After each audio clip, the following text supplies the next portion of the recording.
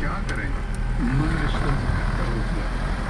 रन्नू मुझे बार बार समझाती रही कि होगी कोई मजबूरी।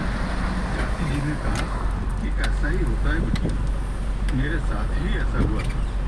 वो तो रन्नू यहाँ है इसलिए यहाँ आकर मुझे संभाल लिया, वरना मालूम है तो ना जाने क्या होता। इसके हस्बैंड भी अच्छे हैं, टूरिंग जॉब में है। स्कूल से जब लौटते तो मैं रन्नू के साथ उनके घर रखने चली जाती हूँ। और भी ना जाने क्या क्या कहा चाची जी ने, लेकिन मेरे दिमाग की तरह मेरे कान भी सुन हो रहे थे। इसी तरह दिन बीता, शाम करीब आ रही थी, मेरे जाने का टाइम हो रहा था। रिटर्न टिकट तो मैंने पहले से ही करा रखा था। रन्नू बोली कि तुम चिंता मत करो, मैं तुम्हें छोड़ आऊंगी। और फिर टैक्सी करके हम लोग स्टेशन पहुंचे, गाड़ी में बैठ गए।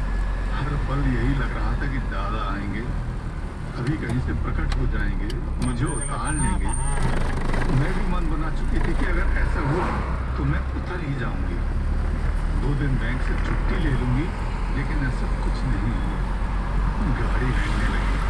रन्नू प्लेटफॉर्म पर खड़ी हाथ हिला रही थी, हाथ में भी हिला रही थी, लेकिन मेरी निगाहें दूर दूर तक दादा को खोज रही थी। लेकिन दादा नहीं, इतने निष्ठुर मेरे दादा। क्या क्या सोचा था, क्या हुआ, दिल में तूफान उठ रहा था। गाड़ी आगे बढ़ी जा रही थी, पीछे ना जाने क्या क्या छूट गया। शायद कोई रिश्ता भी कहीं छूटता जा रहा था। घर पहुंची, मन की उदासी को छुपाते हुए सबको यही कह रही थी कि बहुत अच्छा रहा मुझे इकट्ठे। पतिदेव और बाबूजी को सुनकर अपने अपने काम में लगे रहे, लेकिन अम्मा की पालकी नजरें मेरे मन का दर्द भांप चुकी थी। अकेले में पूछ बैठी, क्या हुआ मम्मी, क्या छुपा रही हो तुम? मेरे दिल का गुबार निकल पड़ा। सब बताया अम्मा को। कहा कि दादा अब वो दादा नहीं रहे। अम्मा भी अक्की बक्की थी, बोली ऐसे नहीं है तुम्हारे दादा, जरूर कोई बात होगी। अम्मा का मन मानने को भी तैयार नहीं था। मन तो मेरा भी नहीं मान रहा था, लेकिन प्रत्यक्ष को प्रमाण क्या, जिंदगी फिर अपना पूरी सीमेंट वाले से लग गई। हमने बैंक में हेड कैशियर हुए थे, खुश थे। पहले तो हर छोटी बड़ी बात दादा से शेयर कर लेती थी, लेकिन उन्हें फोन करने का मन ही नहीं।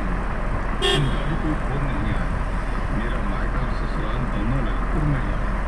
लगभग 4-5 किलोमीटर का ही फासला था।